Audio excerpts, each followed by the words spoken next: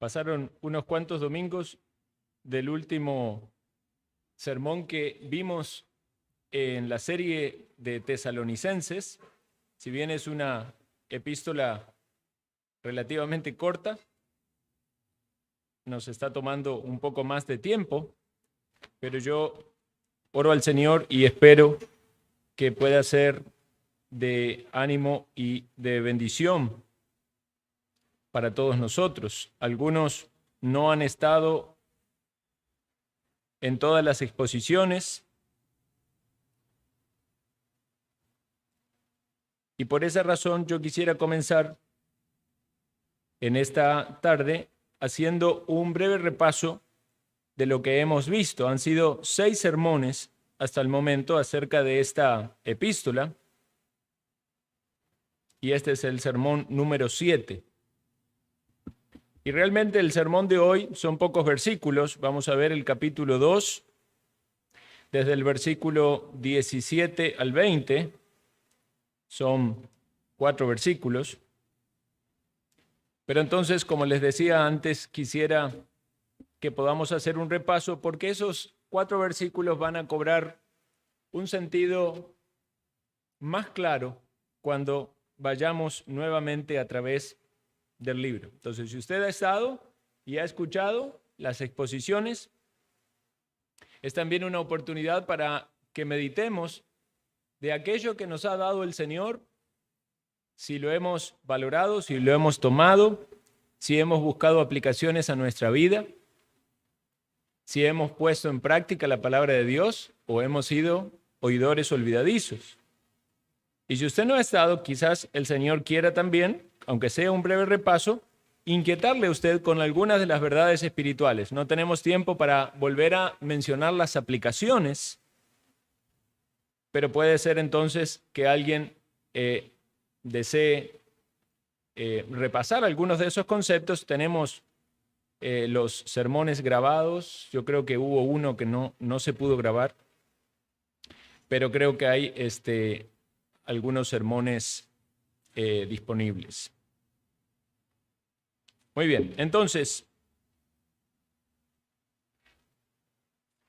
cuando comenzamos el estudio de esta carta, hablamos de estos 3 siervos de Dios que figuran aquí en el versículo 1, Pablo, Silvano y Timoteo, Pablo, Silas y Timoteo, y que ellos fueron instrumentos de Dios en las manos de Dios, aunque ciertamente se menciona en el libro de Hechos más a Pablo y a Silas. Parece ser que Timoteo tuvo una intervención allí esporádica, pero ciertamente estos hombres estuvieron involucrados en la fundación y el establecimiento de esta iglesia en Tesalónica.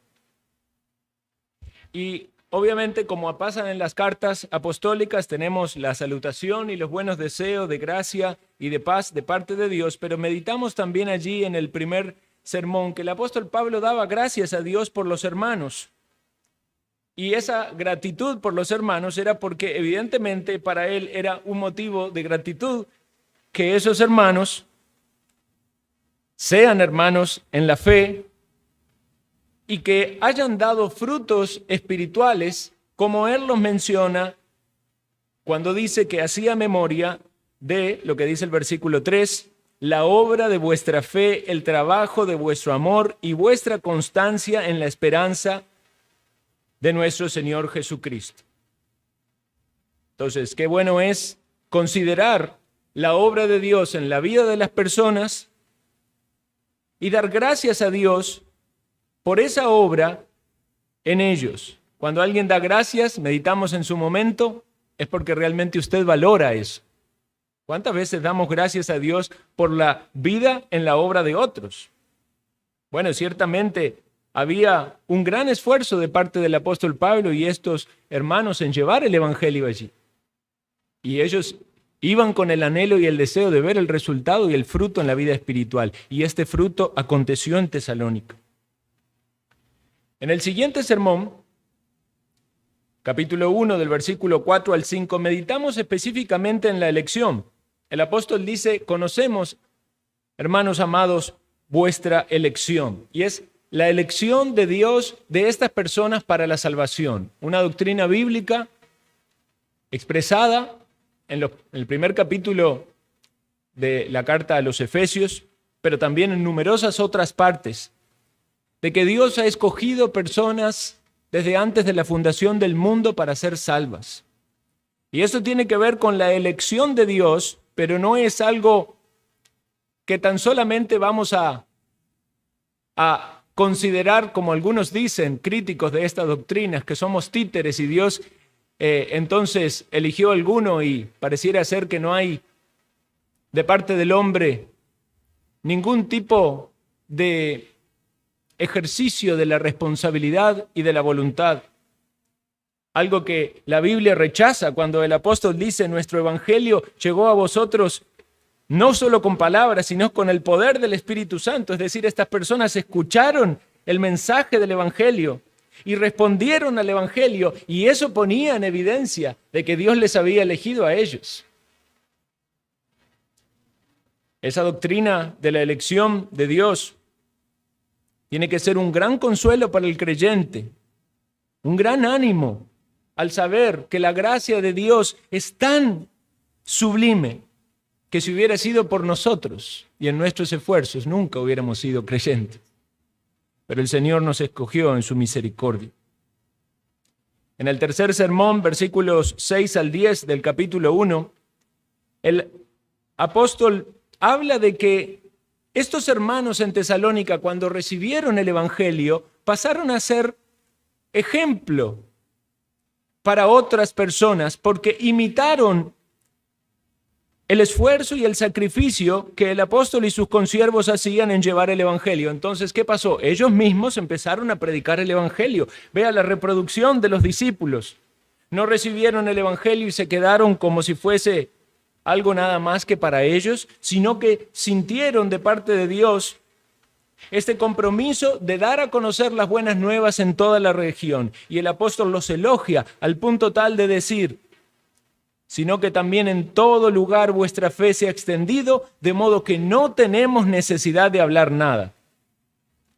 Estos hermanos habían dado testimonio de una conversión impresionante, dice, de los ídolos a Dios, para servir al Dios vivo y verdadero. Y no se quedaron callados con la bendición en su corazón, sino que la compartieron a otros y ese testimonio se fue extendiendo. Recordemos, en un entorno donde no era fácil ser cristiano porque implicaba persecución. Siguiente sermón, sermón número 4, ya entramos en el capítulo 2. Y aquí vemos que el apóstol también habla acerca de los sufrimientos que ellos habían vivido. ¿Recuerdan ustedes Hechos capítulo 16? La predicación en Filipos, el encarcelamiento, el terremoto, la persecución posterior. Salen para Tesalónica, llegan a Tesalónica, predican, vuelve la persecución. No fue fácil el ministerio de estos hermanos, pero tenían un llamado de Dios, un compromiso delante de Dios de ir con esta misión de ciudad en ciudad, de lugar en lugar, para llevar el evangelio, para que se establezcan iglesias bíblicas sanas, entregados al Señor. No llegaron allí con malas motivaciones, como muchos falsos maestros había en ese entonces y los hay hoy en día. Por eso el apóstol se distancia de ellos y dice: no fuimos con error doctrinal, no fuimos con impureza, no fuimos con malicia, porque somos siervos aprobados por Dios para esta labor. Vean qué importante, hermanos. Ellos no querían agradar a los hombres, querían agradar a Dios. Y eso implicaba muchas veces sufrimiento. Implicaba posiblemente no ser aceptados, no ser rechazados, no ser recibidos por causa de ese compromiso con el Señor. Pero aún así el Señor les bendijo con fruto espiritual. Y si es el propósito del Señor en una determinada ciudad, que allí haya una obra bíblica, una iglesia sana espiritualmente y personas que han sido elegidos para que vengan a los pies de Cristo, como meditábamos en la mañana, las ovejas van a oír la voz del Señor y van a ir a Cristo. Y allí se va a levantar una iglesia de ese modo. El apóstol y sus consiervos no necesitaban ser lisonjeros, aduladores, decir cosas bonitas para que la iglesia se llene. Iban con la verdad de Dios y las ovejas oían la enseñanza y seguían a Cristo. El quinto sermón fue desde el capítulo 2, versículo 7 al 12, donde Pablo utiliza esa figura, hablando también hoy en la mañana de figuras del lenguaje o figura idiomática. Allí Pablo habla como un padre y como una madre, una nodriza que cuida con ternura a sus propios hijos. Más adelante en el versículo 11, como un padre que los exhortaba, que los consolaba. Pablo revela desde lo profundo de su corazón en esta carta el tipo de servicio que él y sus consiervos querían hacer con ellos. Un servicio que honrara a Dios, un servicio que demostrara el cuidado pastoral de parte de Dios por medio de estos siervos, en medio de esos hermanos que eran recién convertidos, que venían de la idolatría y que estaban conociendo las verdades de la palabra de Dios. El apóstol y sus consiervos no quisieron ser cargas a ellos, no quisieron ser gravosos, como obreros eran dignos de tener apoyo. Sin embargo, trabajaron para no dar algún tipo de tropiezo en medio de esos hermanos, esforzándose día y noche para poder cumplir con el cuidado paternal que esos versículos reflejan. Y dice el versículo 11, como a hijo os exhortábamos y consolábamos, y el 12, y os encargábamos que anduvieses como es digno de Dios que os llamó a su reino y gloria. ¿Qué palabras, hermanos? Estas son palabras que tenemos que usar para animarnos. Andemos como es digno del Señor, porque Él nos ha llamado.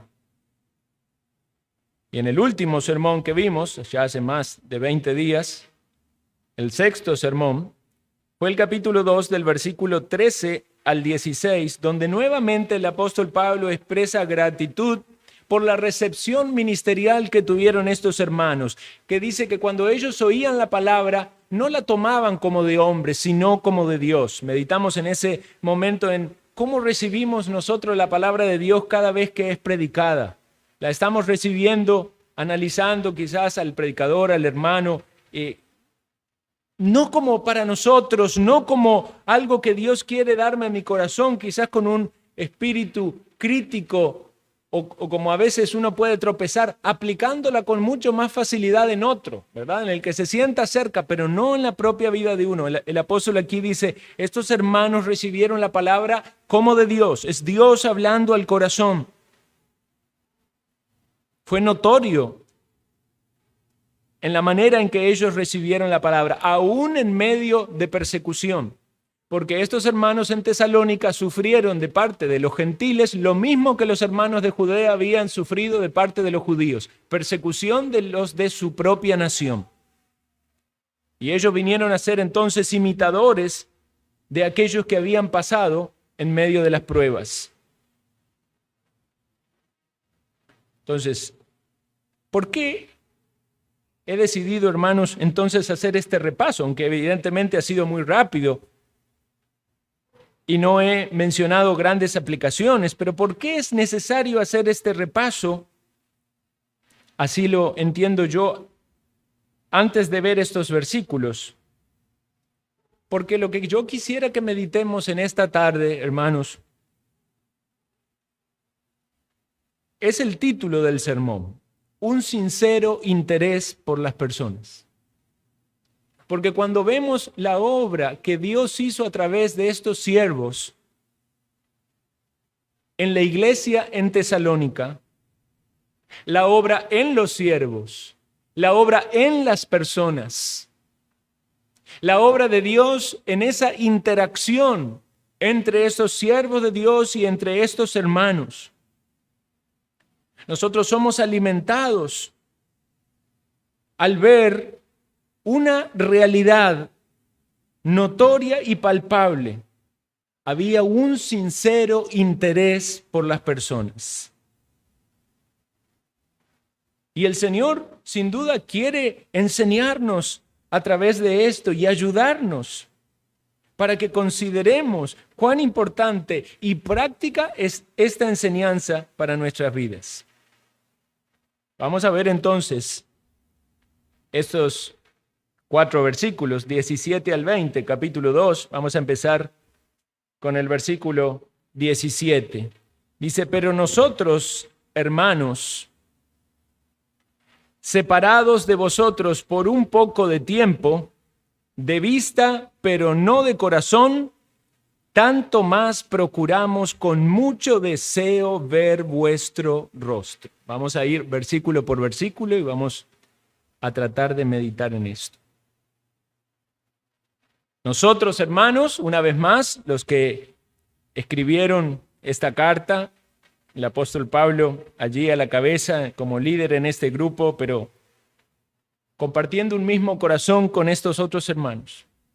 Dice, separados de vosotros por un tiempo. Algunos hablan allí de que esa palabra no solo tenía que ver con la idea de que estaban distantes, sino como que fueron arrancados, como un hijo que es separado de su padre y que queda huérfano. Estos hermanos habían quedado de algún modo huérfanos. Y dice el apóstol por un tiempo. Recordemos que el apóstol escribe tiempo posterior de la salida de Tesalónica, que fue de manera intempestiva por la persecución. Pero cuando él dice por un tiempo es porque sin duda el apóstol tenía la intención de volver allí con ellos. Y queda bien claro en este texto cuando lo dice así, separados de vista por un tiempo, ¿verdad? Dice luego, tanto más procuramos con mucho deseo ver vuestro rostro. Noten esto de la vista y de verlos. Esto es estar con ellos, ¿verdad? Entonces, yo quiero que nos metamos en el corazón del apóstol y de estos hermanos para poder percibir el tema de este mensaje, que es el interés sincero por las personas. De hecho, él lo dice así, pero no de corazón. Quiere decir que de corazón no estaban separados. El apóstol está diciendo, nuestro corazón está unido a ustedes. Póngase a pensar que aún nosotros utilizamos la palabra corazón para cuestiones de afecto muy profundas o sinceras, ¿verdad? En el matrimonio, con los hijos, cuando decimos que a alguien lo queremos, pero te lo digo de corazón, ¿verdad? Nosotros mismos usamos esa figura. El apóstol dice que estaba unido en el corazón con estos hermanos. Estaban separados por una cuestión de distancia geográfica, pero el corazón de ellos estaba allí. Yo pienso, hermanos, aquí nada más podemos hacer una reflexión. Durante el tiempo de la pandemia, mucho tiempo no pudimos reunirnos con nuestros hermanos. ¿Cómo fue su experiencia en ese tiempo en cuanto al hecho de no poder reunirse? Porque ustedes saben que para muchas personas eso fue unas vacaciones espirituales, ¿verdad? Que las disfrutaron. Ay, no tengo que ir a la iglesia porque no hay reunión. Porque no se puede. O sea, la carne encontró en esa restricción más bien un deleite en lugar de un pesar. El apóstol Pablo entendía esto como un pesar, como un dolor. ¿Dónde él hubiera estado si le hubiesen dicho dónde quieres estar? Ahí con estos hermanos. ¿Pero para qué, apóstol Pablo? Bueno, porque inevitablemente queda en claro de que él les amaba y que tenía un sincero interés por ellos, para que ellos crezcan espiritualmente, para que ellos sigan al Señor, para que amen al Señor, para que den fruto espiritual. Y ahora traigámoslos también en aplicación a nuestra propia experiencia, porque no es necesario que haya pandemia a veces alguien puede decir, bueno, no tengo ganas de ir a la iglesia. O encontrar una razón para no ir a la iglesia. O justificarse para no estar en la iglesia. Y podemos ver dos perspectivas aquí, ¿verdad? Porque ciertamente algunos dicen, bueno, yo estoy muy lejos de ser el apóstol Pablo. No me pongan esa mochila tan pesada sobre los hombros. Y yo voy a la iglesia y yo lo que quiero es que me animen, que me levanten un poco el ánimo y que me digan algo para poder seguir adelante. Bueno, hermanos, pero Dios nos instruye por su palabra. Y como meditábamos hoy en la mañana, y lo decía el hermano Erro, no todo está explícitamente en la Escritura. Algunas cosas están implícitas. Y una de las maneras en que nos instruye es por el ejemplo de otros. Entonces debemos pensar, ¿acaso el ejemplo del apóstol Pablo y sus consiervos es solamente aplicable para otros que sean líderes espirituales? ¿Solamente los pastores deben tomar esto y decir, debemos tener interés por las almas? ¿O es acaso esto también aplicable para usted que está cargado con sus luchas, con sus pecados, con sus debilidades y que lo que quiere es venir a la iglesia para que lo animen?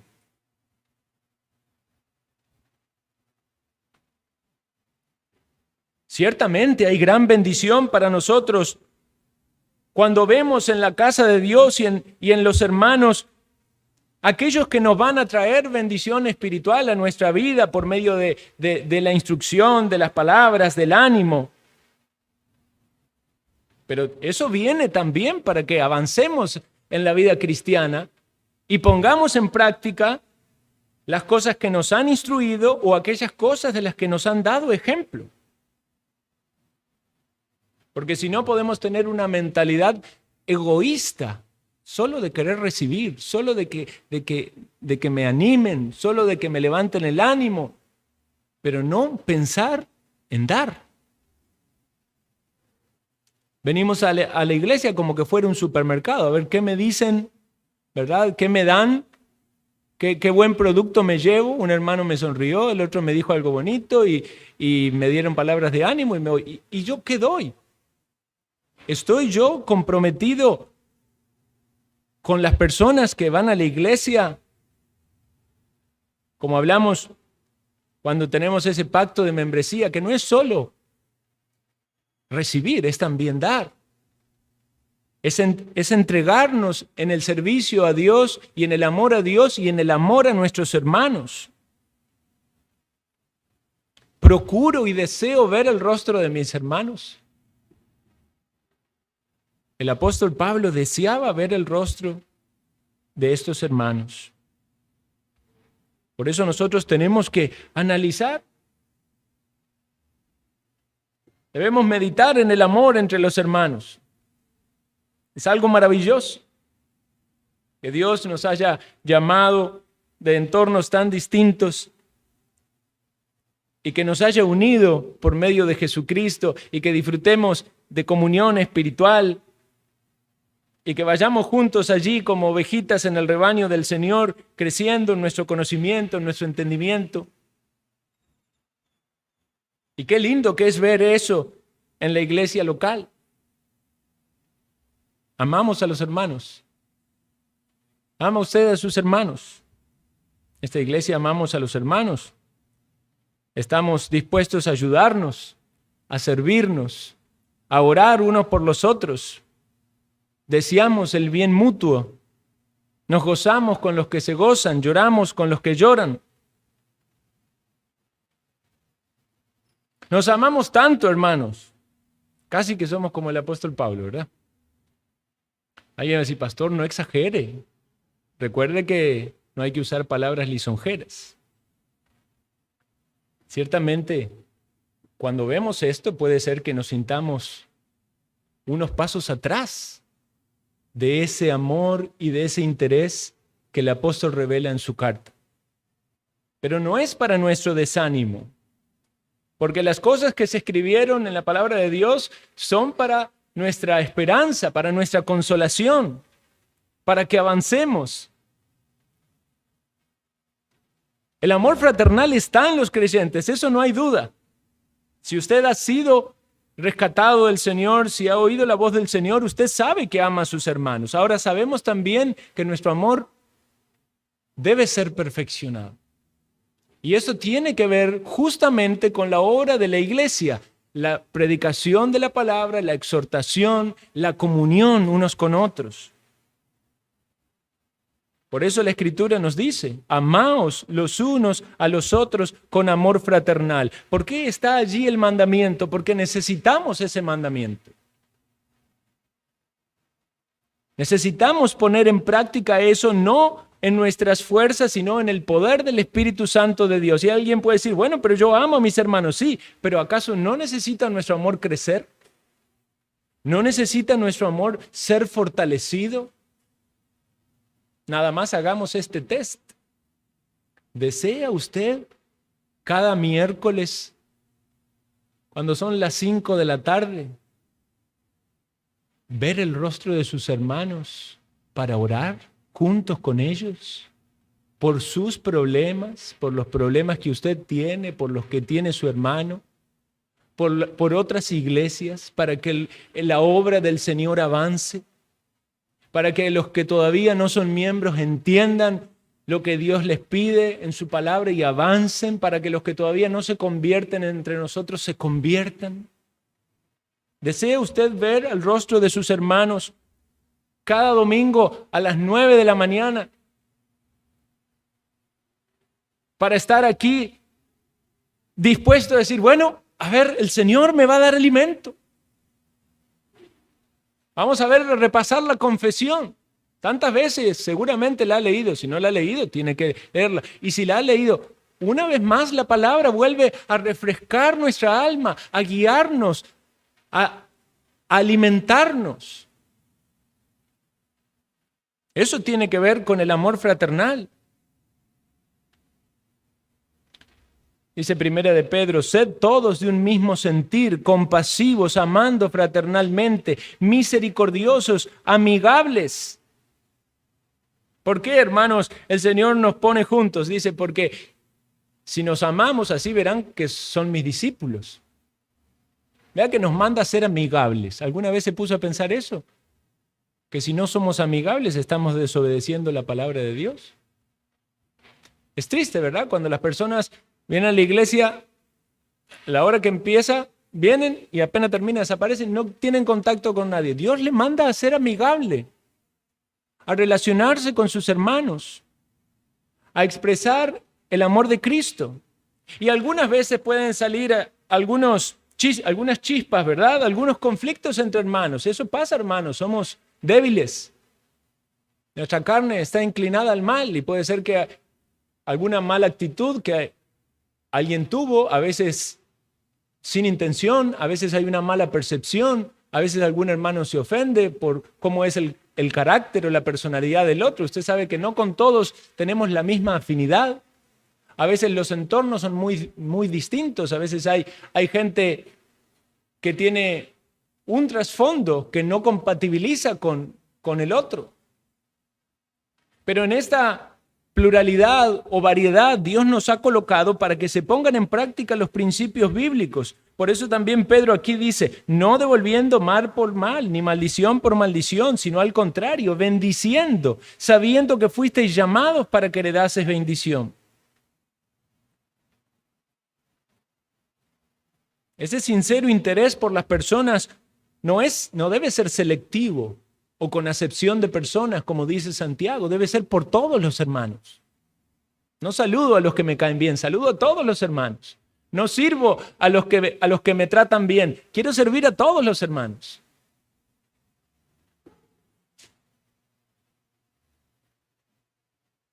Y se ve que estos hermanos de Tesalónica eran un buen ejemplo. Ya lo habíamos meditado antes, ¿verdad? Cuando dice el trabajo de vuestro amor, ya habla del amor de los hermanos en Tesalónica, al inicio de la carta. Pero en el capítulo 4 de esta misma carta, en el versículo 9, les dice así, oigan, pero acerca del amor fraternal no tenéis necesidad de que os escriba. ¡Wow! Esta iglesia tan pequeña o tan nueva, podemos decir, porque no había pasado ni siquiera un año desde que había sido establecida. Estos hermanos no tenían necesidad de que Pablo les escriba del amor fraternal, y vean cómo sigue el versículo. Porque vosotros mismos habéis aprendido de Dios que os améis unos a otros. Estos hermanos aprendices eran muy buenos aprendices, ¿recuerdan? Oyeron la palabra, la tomaron como era en verdad de Dios y no de hombres. Por lo tanto, aprendieron de Dios y aprendieron por la palabra predicada y aprendieron por el ejemplo que recibían del apóstol y de los consiervos de que ellos debían amarse. Y cuando se amaban, mostraban un sincero interés por las personas, como los mismos apóstoles, el apóstol y sus consiervos allí lo estaban haciendo. Y esto no es otra cosa que lo que el Señor les decía a sus discípulos antes de partir. Un mandamiento nuevo os doy, que os améis unos a otros. Algunos dicen, ¿por qué el Señor decía un mandamiento nuevo si ya desde el Antiguo Testamento se hablaba de la importancia del amor? Ustedes saben que los judíos hablaban del amor al prójimo, ¿verdad? Pero cerraban el círculo entre los judíos, ¿verdad? Y los paganos o los enemigos. Pero el Señor no le está diciendo el mismo mandamiento de amar al prójimo o incluso amar a los enemigos. Cuando el Señor le dice que les da un mandamiento nuevo, ¿saben dónde pone el listón? En el propio ejemplo de Cristo. El mandamiento nuevo es que os améis como yo os he amado. ¿Cómo fue el amor de Cristo? Un amor sacrificial hasta la muerte. Se entregó por ellos. Este es mi mandamiento, que os améis unos a otros como yo os he amado. Y amados hermanos, siempre vamos a sentirnos incumplidores en la totalidad de este mandamiento que Dios nos da. ¿Quién puede decir que ama a los hermanos a la perfección?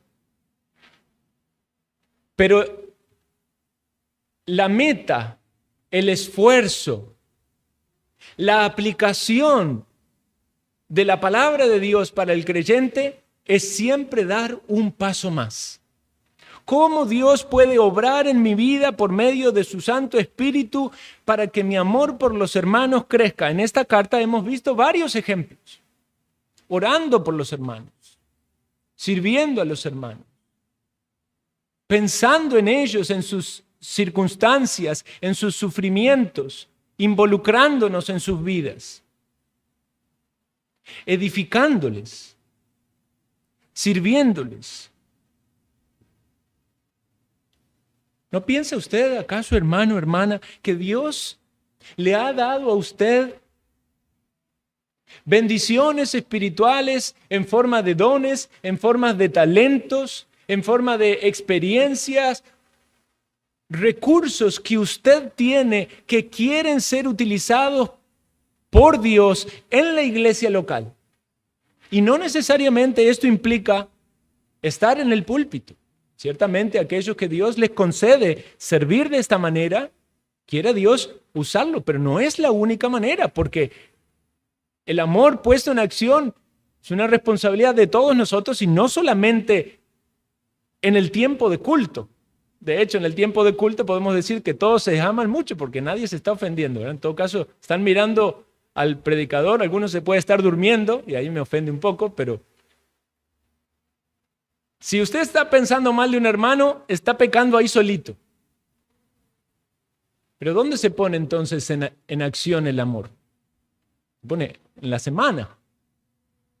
Se pone en ese mensaje de texto que le pregunta cómo está al hermano o a la hermana, o que cuáles son sus necesidades.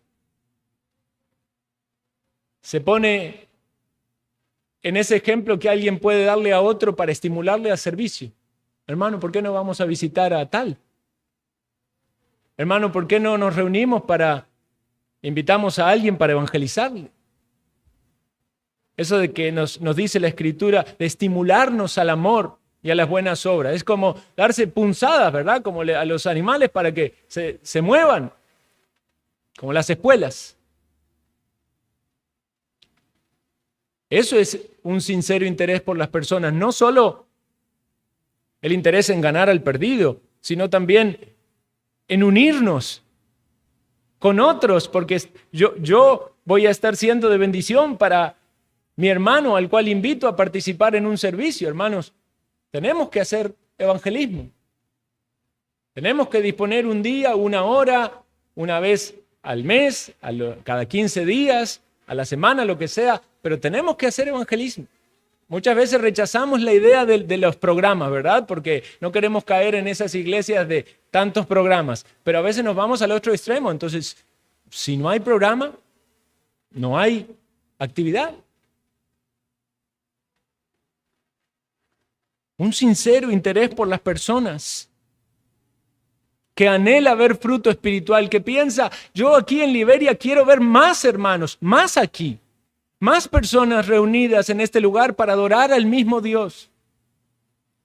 Yo quiero ver la salvación de los familiares de los que están aquí, de los vecinos de los que están aquí, de los amigos de los que están aquí. Y si alguien viene, si usted le ha invitado y viene aquí a escuchar la palabra, usted sepa esto, el que le invitó le ama, porque quiere que usted escuche la palabra. Quiere que usted entienda la obra de Cristo para su salvación. Quiere que comprenda que Jesús le ha amado, por eso entregó su vida para salvarlo. No se trata de reunir nuevos adeptos. No se trata de hacer una iglesia popular. Se trata del cuerpo de Cristo, de la iglesia local, de las piedras vivas, de aquellos que oyen la voz del Señor y se reúnen porque no quieren servir más a los ídolos, quieren servir al Dios vivo y verdadero y quieren adorarle. Y algo que debe caracterizarnos debe ser esto, hermanos, un sincero interés por las personas. De los que estamos aquí como hermanos en la fe y de los que están afuera y van camino a la condenación. Pero si hay ovejas del Señor, vendrán. ¿Pero cómo vendrán? ¿A quién usará el Señor? El Señor las va a salvar. Pero ¿quién tendrá el gozo de haber sido un instrumento de Dios en la vida de esas personas?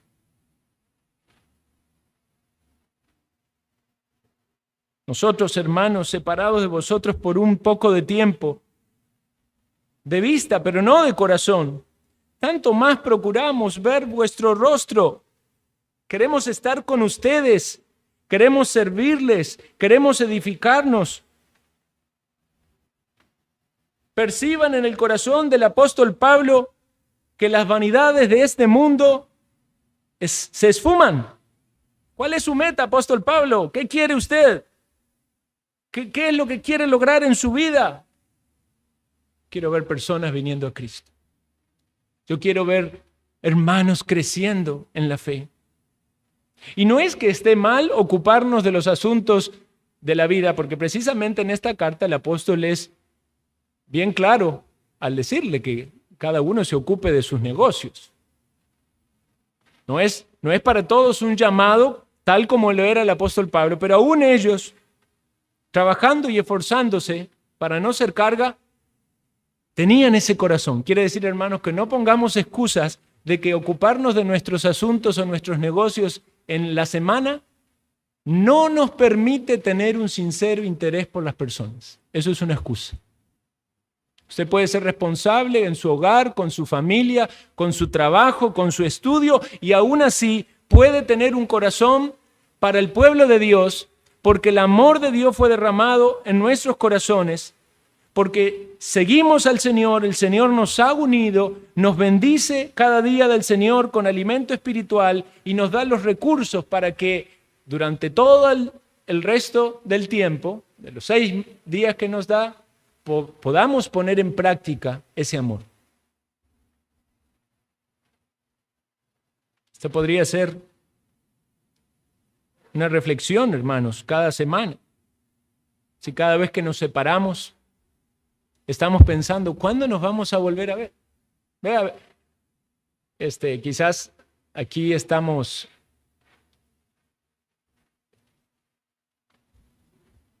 ¿cómo le digo? El Señor puede darle a ustedes experiencias en la vida donde sale de un entorno donde ya no tiene contacto o cercanía con ciertos hermanos. Nosotros servimos al Señor, inicialmente en la iglesia de los Lagos, luego en Miramar, y ahora aquí estamos.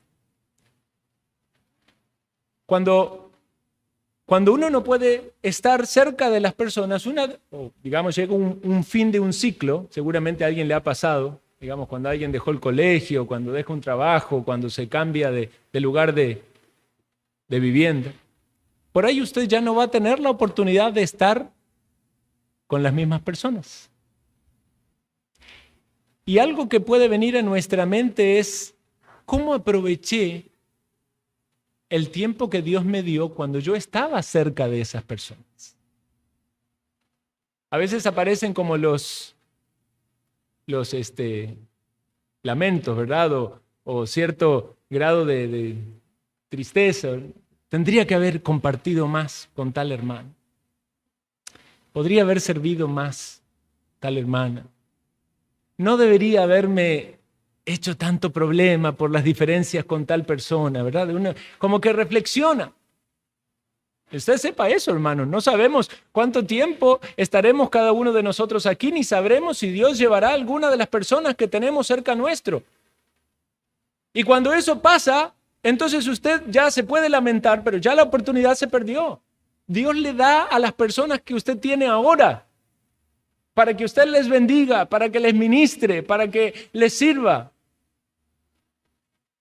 Y si el día de mañana Dios determina una separación, no voluntaria quizás, imagínense, un hermano puede conseguir un trabajo en otro lugar y la necesidad implica que ya no esté entre nosotros. Que usted pueda en su corazón decir, qué bueno fue Dios al permitirme bendecir a este hermano o a esta hermana. Qué bendición me ha dado Dios en conocerle, en poder conocer de su vida, de sus situaciones, en lo que el hermano me bendijo con su experiencia, con su conocimiento, cómo nos ayudamos en las pruebas. Esas cosas son valiosas, hermano. Y eso se percibe. Usted percibe quienes tienen un sincero interés en su alma. Ciertamente no todas las personas podrán tener quizás la disponibilidad, el tiempo, la entrega, no todos llegarán al mismo grado de profundidad en ministrar su vida o su corazón, pero usted va a sentir gozo en su corazón cuando usted percibe un sincero interés de las personas. Se da cuenta, esa persona quiere mi bien espiritual, esa persona vela por mi vida. No significa que siempre va a decir cosas bonitas, puede ser que alguna vez haya algún regaño o algo, pero ¿por qué? Porque quiere mi avance en la fe, porque me está dando ánimo, me está estimulando. Y aquí viene algo bien puesto por el Espíritu Santo en el versículo siguiente. Por lo cual quisimos, versículo 18, léalo allí con sus ojos. Por lo cual quisimos ir a vosotros, yo Pablo ciertamente una y otra vez, pero Satanás nos estorbó.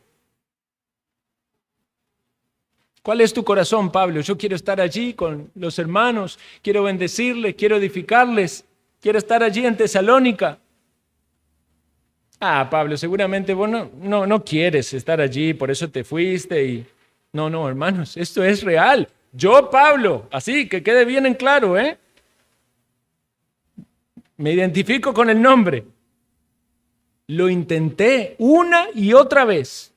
O sea, que el apóstol quiso volver a Tesalónica. No nos dice la Escritura cómo fue que Satanás estorbó el retorno a ello. Podemos sospechar que tuvo que ver con esa situación particular de persecución. Acompáñenme nuevamente a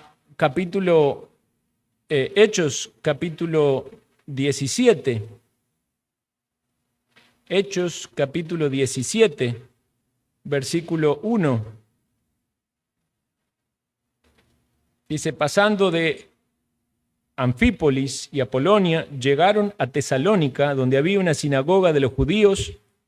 Este es el inicio de la obra allí. Y Pablo, como acostumbraba, fue a ellos por 3 días de reposo, discutió con ellos, declarando y exponiendo por medio de las Escrituras que era necesario que el Cristo padeciese y resucitase de los muertos, y que Jesús, a quien yo os anuncio, decía él, es el Cristo. Y algunos de ellos creyeron y se juntaron con Pablo y con Silas, y de los griegos piadosos gran número, y mujeres nobles no pocas. Ahí menciona 3 días de reposo, entonces entendemos aproximadamente ahí estuvieron un mes.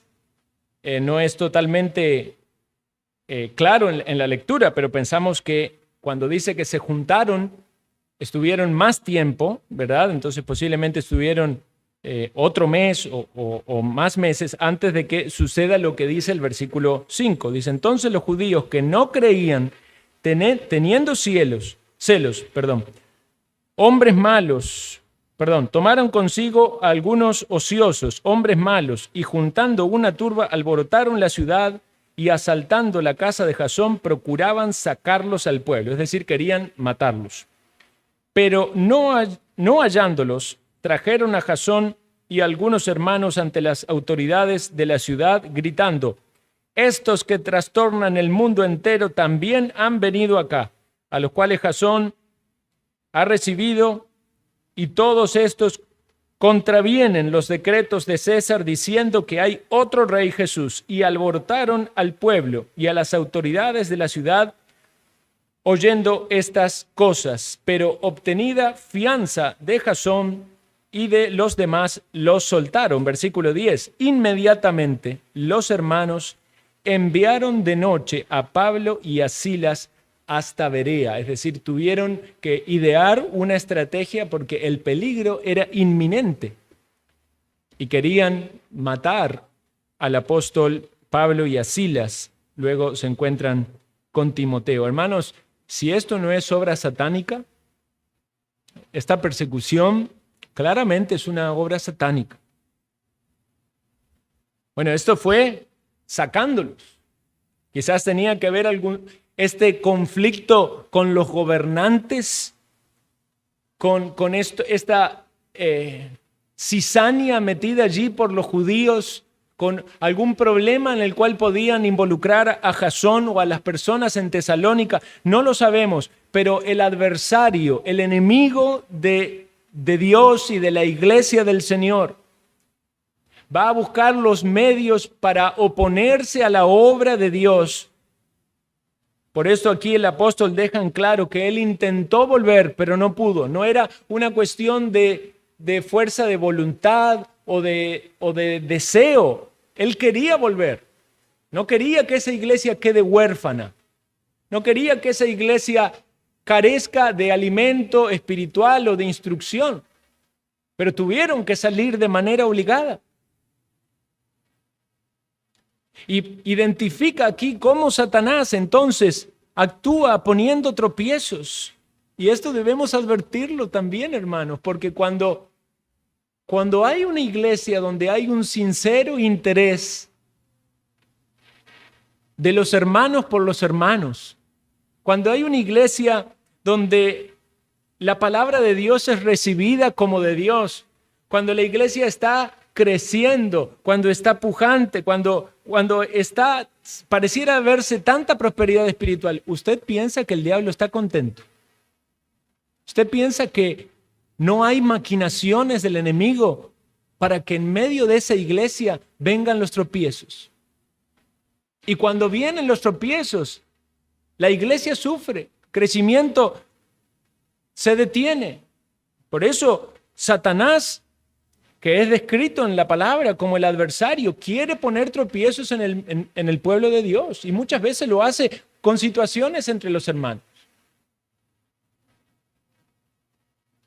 De ahí la importancia de que la iglesia mantenga una disciplina bíblica, que haya una correcta práctica de la confesión y del perdón, de la restauración de los pecados. Porque si hay pecado oculto, como pasó con el pueblo de Israel, hay derrota.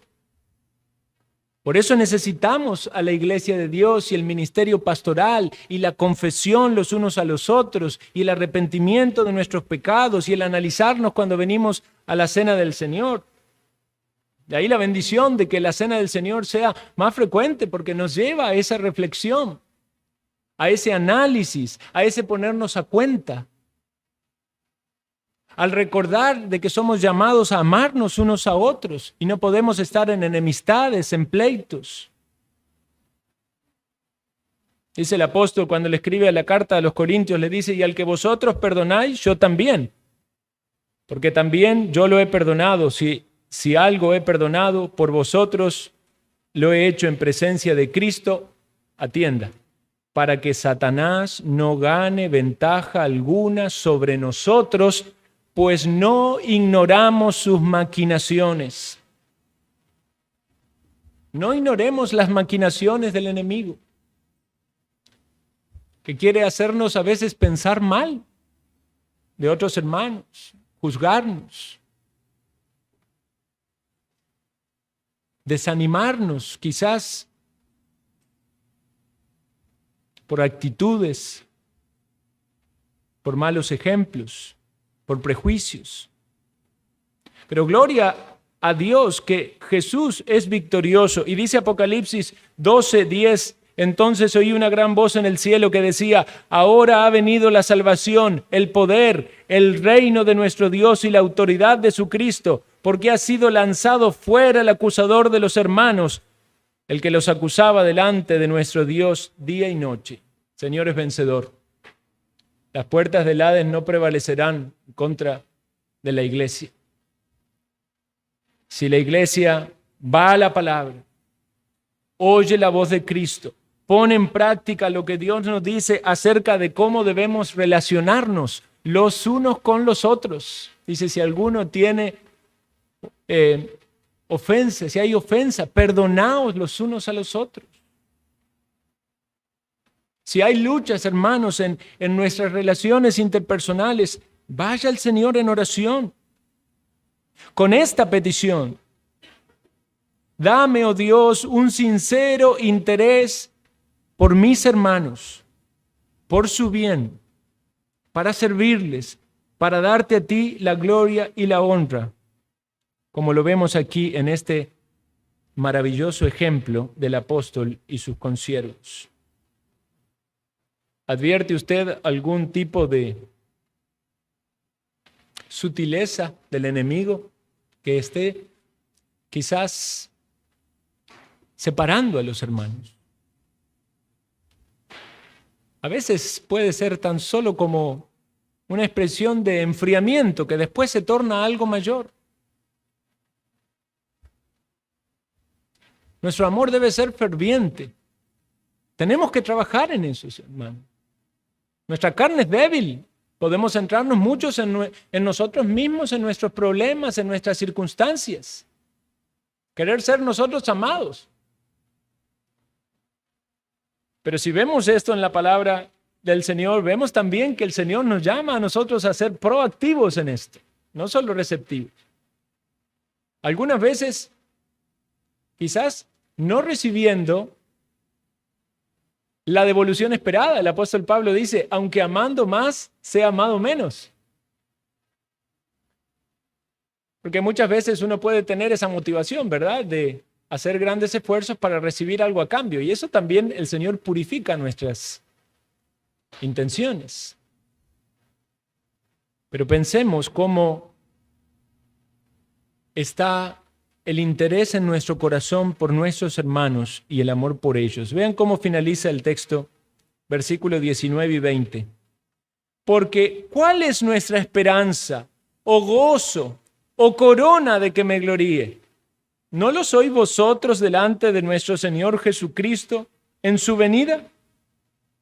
Vosotros sois nuestra gloria y gozo. Entendamos bien esto, hermanos. Esta gloria de la que habla el apóstol Pablo no era una gloria pecaminosa, no era jactanciosa. El apóstol Pablo está tomando esta idea de aquel atleta que era coronado, algo que menciona varias veces en sus cartas, ¿verdad? Dice que el atleta se esfuerza y corre para obtener el premio, que lucha. Esto es un trabajo, hermanos. Esto es un esfuerzo. Es una obra de la gracia de Dios, pero no por eso va a significar que no haya implícito un sacrificio. Pensemos tan solo en el ministerio del apóstol Pablo. Si bien él todo lo que hizo, lo hizo en la gracia de Dios y el fruto que Dios le dio fue en su gracia, ¿acaso no implicó esfuerzo, no implicó sufrimiento, no implicó entrega? Hermanos, hacemos un esfuerzo en las responsabilidades de la iglesia local, hacemos un esfuerzo para congregarnos, hacemos un esfuerzo por orar por nuestros hermanos, hacemos un esfuerzo para edificarnos. Ahora, tampoco es todo un esfuerzo, porque ciertamente hay gozo en eso. Si todo sería una carga, ¿verdad? Bueno, podemos dudar de que haya verdadero amor de Dios en nuestros corazones. Pero tampoco es todo tan fácil. Hay un esfuerzo implícito en este servicio, pero también hay gran galardón en lo que Dios le da a usted para hacer por sus hermanos. Dice, hay esperanza, hay gozo, hay un premio, una corona, y eso no tiene que ver con cosas materiales o cosas terrenales, sino que tiene que ver con fruto espiritual para la gloria de nuestro Señor Jesucristo. Y especialmente cuando tenemos en perspectiva la venida del Señor, porque eso es donde ya todas las cosas van a ser puestas a la luz. El apóstol dice que su expectativa en medio de todo esto no está aquí en que le hagan un monumento, que le pongan una placa en la iglesia, el pastor que fundó esta iglesia. El galardón viene de Cristo, que cuando el Señor se presente en su venida, el gozo del apóstol Pablo es que estos hermanos van a estar allí. Primero, el Señor les dio la salvación. Segundo lugar, estarán allí y habrán avanzado en la fe. Y el Señor le permitió al apóstol y a sus consiervos sembrar esas semillitas espirituales. Habrán llegado ante la presencia del Señor con un grado de conocimiento, de piedad, de edificación, porque el Señor también utilizó a Pablo y a sus consiervos como constructores en la edificación de la vida espiritual de ellos. ¿Y no es maravilloso pensar de que también puede usarnos a nosotros? Quizás nos miramos a nuestro interior y vemos nuestras debilidades y decimos, no, pues, más bien yo necesito que me ayuden. Sí, es cierto, todos necesitamos, pero eso es lo maravilloso del cuerpo de Cristo, es los unos a los otros. Ciertamente habrá algunos hermanos que caminan unos pasos adelante, gloria a Dios por ello, sígales, acérquese a ellos. Y aquellos que van unos pasos más adelante, miren hacia atrás y acerquen en la fe a los que están más necesitados. Fortalecer a los débiles, exhortar a los ociosos, animar a los que están desanimados. La iglesia de Dios como un edificio vivo compuesto por piedras vivas, el Espíritu Santo actuando en nuestros corazones, produciendo fruto espiritual, sobrenatural, hermanos. Esto es algo sobrenatural. Que las luchas personales o individuales no nos avasallen tanto en la batalla espiritual que no nos permita levantar la cabeza y ver el pueblo que Dios nos ha dado. Porque recordemos esto, que no sabemos cuánto tiempo Dios nos da para estar juntos, para edificarnos, para dar de lo que Dios nos ha dado. Y mientras tanto Dios nos tenga juntos, seamos una iglesia que pueda poner en evidencia esto que el apóstol Pablo nos enseña y que también parecen haber aprendido estos hermanos en Tesalónica. Una iglesia que muestra un sincero interés por las personas, trayendo a los perdidos y edificando a nuestros hermanos, atentos a los ataques del enemigo, para que sea una iglesia en un mismo sentir, dando gloria al Señor. Oremos.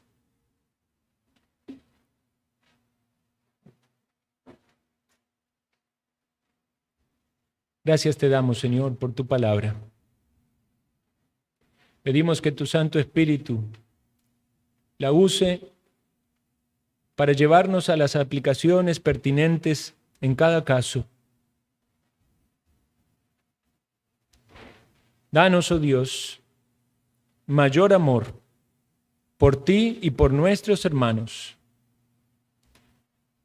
Sácanos de nuestro egoísmo, de nuestro orgullo, de nuestras vanidades, para que pongamos en el lugar que debe estar un sincero interés por las personas a nuestro alrededor. Purifica, oh Dios, nuestras motivaciones. Enséñanos a actuar de manera tal del que el testimonio del amor de Cristo sea notorio en nuestras palabras y en nuestras acciones, aún en nuestros pensamientos. Y que podamos percibir la obra sobrenatural de tu Santo Espíritu y tu palabra que nos santifica, mostrando amor los unos por los otros.